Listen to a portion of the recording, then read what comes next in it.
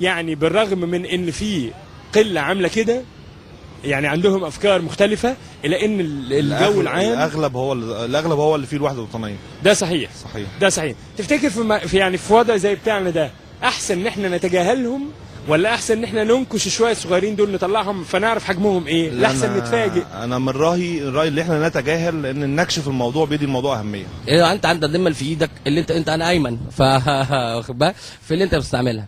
الدمل ده هيقعد اسبوع، وايدك دي لازم تكتب بيها موضوع.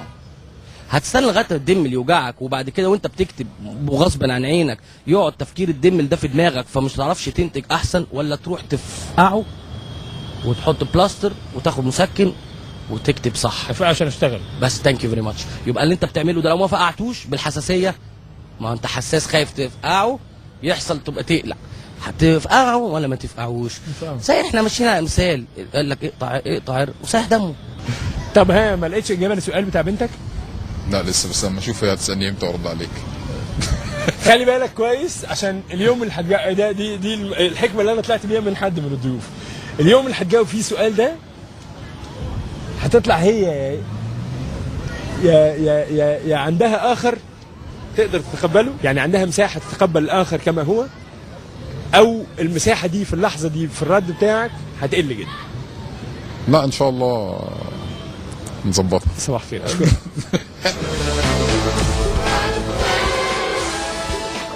انا قعدت ساكت طول الحلقه عشان اولا كنت برغي في الشارع، وثانيا عشان ما كنتش عايز اقطع حبل افكاركم ولا اخليكم تركزوا مع حاجه معينه من اللي تسمعوه.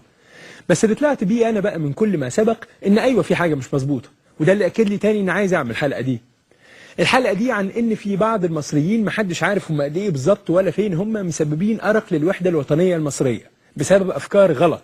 وبقول غلط لان اي حاجه تاثر في الوحده وبالتالي تضعف الوطن تبقى غلط ولازم تتغير. في الشارع احد الضيوف قال مستحيل شيخ يبقى جاهل ويثير فتنه، وفي حد تاني قال مستحيل الكنيسه تفتح الموضوع ده وتثير فتنه. وده حقيقي جدا في معظم الأحيان، بس في الحقيقة مش من الأمانة إنكار إن على الأقل في نسبة صغيرة جدا من رجال الدين على الجانبين حتى لو بحسن نية ما بيدركوش إن الأثر بتاع كلامهم على مستمعيهم ممكن يلخبطهم وممكن يحيرهم وممكن في النهاية يسبب فتنة. والخطر ده جاي كمان من الطريقة اللي أغلب الناس بيتعاملوا بيها مع كلام رجال الدين عموما، إنه مش مطروح للرفض ولا حتى للنقاش. وما تنسوش إن رجل الدين ده ما بيكلمش شخص، بيكلم 100 200 300 500، والناس دول كل واحد عنده بيت فيه مراته وولاده، فكلمة صغيرة مش مدروس عواقبها ممكن تعمل أثر كبير جدا على ناس كتير. والدليل إن في حاجة مش مظبوطة وفي كلام ما كناش بنسمعه أبدا بقينا بنسمعه. الظروف الاقتصادية ليها علاقة بالحكاية، الجهل له علاقتين بالحكاية، بس مصدر ده أصلا هيبقى منين يعني؟ أكيد مش مني أنا. بصوا بقى، سيبكم من الاتحاد قوة، وسيبكم من اني لو جبت خشبه صغيره كده وكسرتها وبعدين حطيتها جنب اخواتها وحاولت اكسرهم مش هيتكسروا، وسيبكم من الدين لله والوطن للجميع ويحيى الهلال مع الصليب وكل الحاجات اللي كنا بناخدها كلنا في التربيه القوميه دي. انا عايز اتكلم بقى في حاجات تبدو صغيره بس انا بشكل شخصي شايفها مؤثره جدا في فكره الوحده الوطنيه. أولها إن قصة المدرس اللي عشان يعمل وحدة وطنية في الفصل علق صورة للسيدة مريم وعلق آية قرآنية، بالرغم من إن ده ساعده على حل المشكلة دي تحديدا، إلا إنه خلاني أنا أفكر في أصلا رفض كل الحاجات اللي بتعلق في كل حتة دي. الناس كتير جدا اللي بيعلقوا يا إما آيات قرآنية أو صور مسيحية في أماكن شغلهم، ده بيدل على إيه يعني؟ هل يدل إن الناس دول مسلمين أو مسيحيين كويسين؟ أبدا، ما أي حد ممكن يعلق أي حاجة، يبقى بنعمل كده ليه؟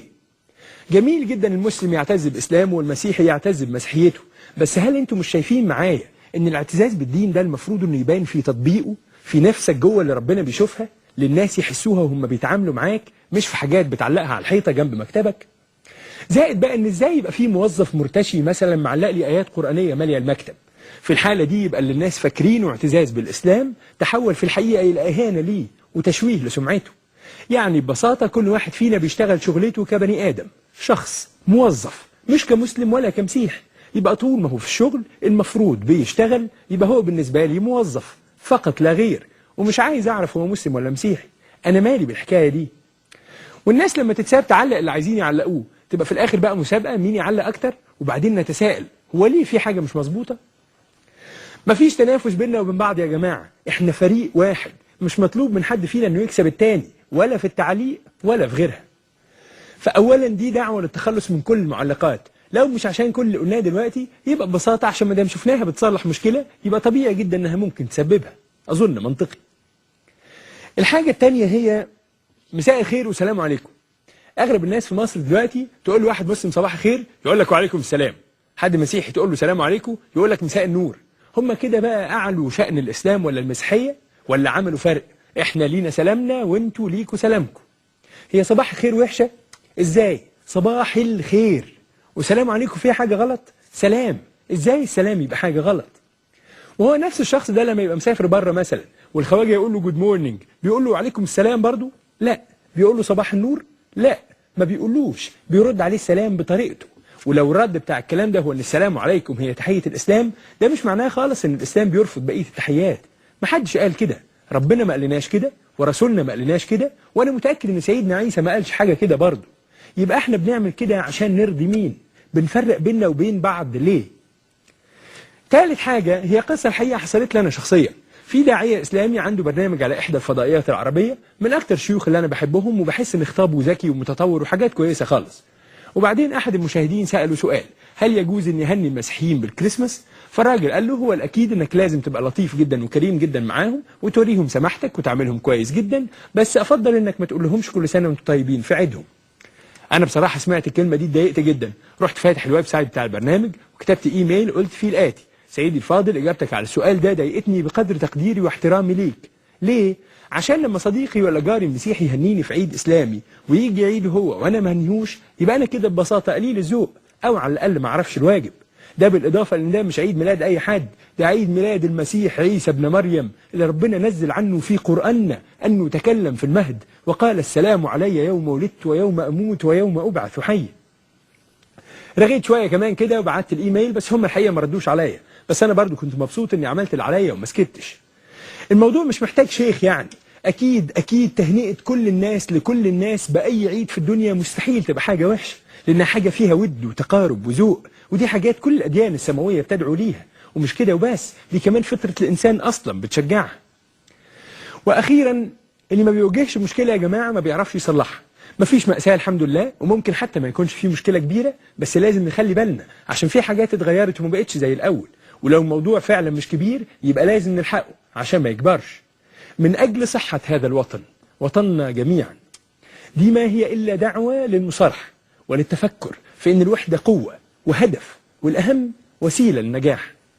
وأرجوكم فكروا دايما في أننا لو تنافسنا مع بعض كلنا هنخسر المعركة دي نفسها، وهنخسر المعركة الأصلية اللي المفروض نبقى بنحاربها مع بعض، عشان مجهودنا هيضيع في الفرقة بدل ما يستثمر في النجاح. الحلقة خلصت، بعد الأسبوع الجاي إن شاء الله ربنا كلنا في نفس الميعاد. كان معكم أحمد العسيلي، إلى اللقاء.